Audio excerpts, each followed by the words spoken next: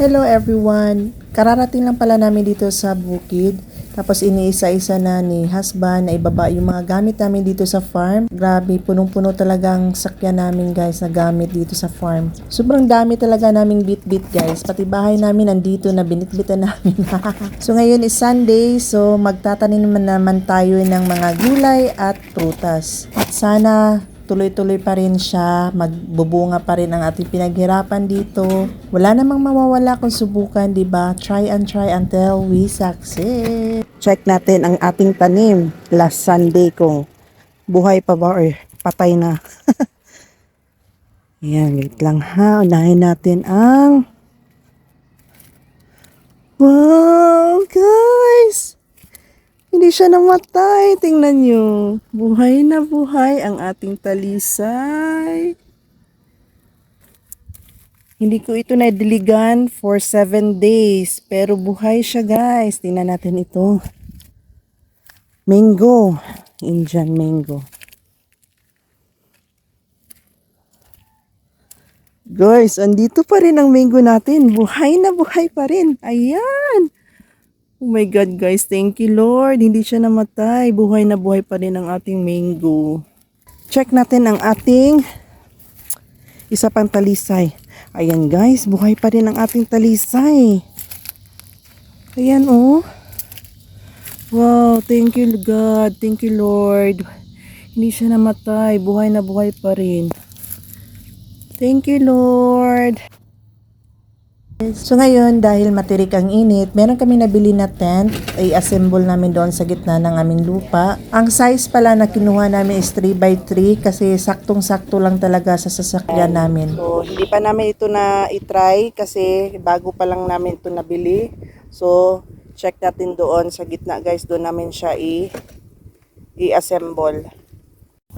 Bago kami sasabak sa gera, hindi pala gera guys, bago kami magtatanim, syempre magsusuot muna kami ng jacket para protection sa aming balat kasi napakatirik ng init talaga, pero kakaiba yung init guys, kahit matirik siya, ang lamig sa pakiramdam, yung hangin na dadampi sa katawan namin. Dito talaga ako na in love sa lote na ito kasi kahit napakainit guys, tirik na tirik yung init ng araw, pero malamig talaga yung hangin. Syempre guys, hindi talaga mawawala ang sombrero kasi for protection na din. Patay talaga tayo dito sa skincare na ginagamit natin sa ating mukha. Napakainit. Sana hindi ito magmukhang mapa.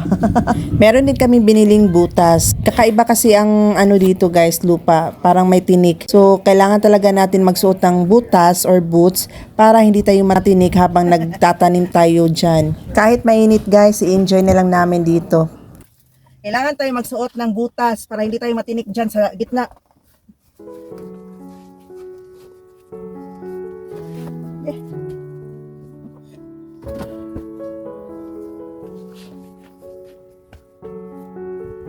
Butas.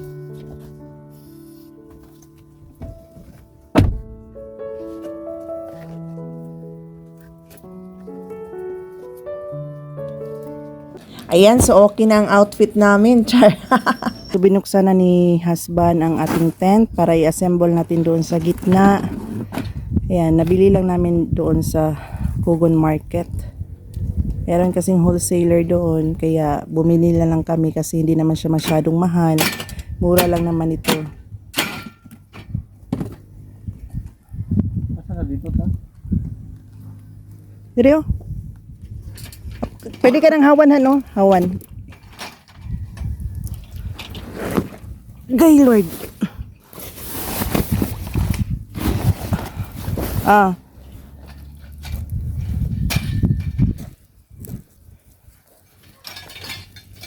Diyan, dito natin i-plaster.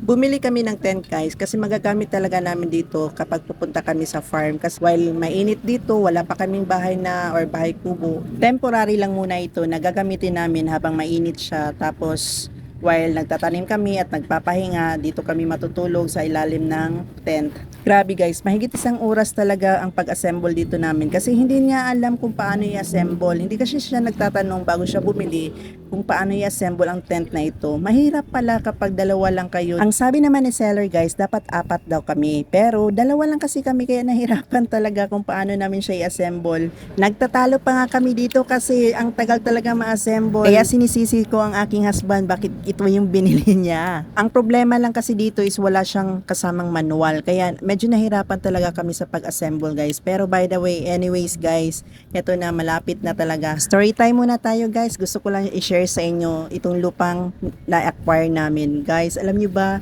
ang tagal na talaga namin nag-manifest ng mini farm. Maybe almost 11 years talaga. Meron namang lupa ang aking husband. Ang problema kasi is malayo sa bahay namin. Itong na-acquire kasi namin na lupa is 30 minutes lang from our house. Alam nyo ba, lagi talaga namin itong pinagdarasal tuwing magsisimba kami or kahit hindi magsimba, mag-pray every night. Kasali talaga namin itong manifesting sa prayer namin itong lote na ito. Pero thanks God, ibinigay talaga niya sa amin for almost 11 years. In the right time po talaga guys. Kaya kayo guys, huwag kayong mawala na pag-asa. Kung hindi pa binigay ni Lord ang para sa inyo, maghintay lang kayo kasi in the right time, ibibigay niya talaga yan. Yung iba, susuko agad. Kami nga, 11 years kami naghihintay, hindi nga kami sumusuko, o diba? Ang gagawin natin, prayers lang talaga at tiwala lang sa ating may kapal. Ang gusto ko talaga dito guys, na mangyari dito sa mini farm namin is unti-untiin namin na magtatanim kami ng mga puno, yung mga prutas, tapos gulay, para just in case na tatanda na kami, hindi naman talaga natin maiwasan na tatanda talaga tayo guys. Ang sarap lang kasi sa pakiramdam guys no, na dyan na lang tayo sa bakuran kukuha ng ating makakain, di ba, at lulutuin. Pinilipat na pala namin ang mga gamit namin para hindi siya mainitan. Wala kaming gagamitin na table ngayon kasi naiwan daw ni husband, nakalimutan niya daw, buti na lang at dinala niya yung bangko or upuan namin. So ang gagawin pala namin ngayon is magtanim kami ng mga gulay, yung mga pinunla ko guys na sa water ko pinaugat yung mga gulay. Tapos yung mga matataas na mga damo, puputulin namin muna. Nagdala na nga pala kami ng 3 bottle ng water kasi bubuhusan namin yung mga itinanim namin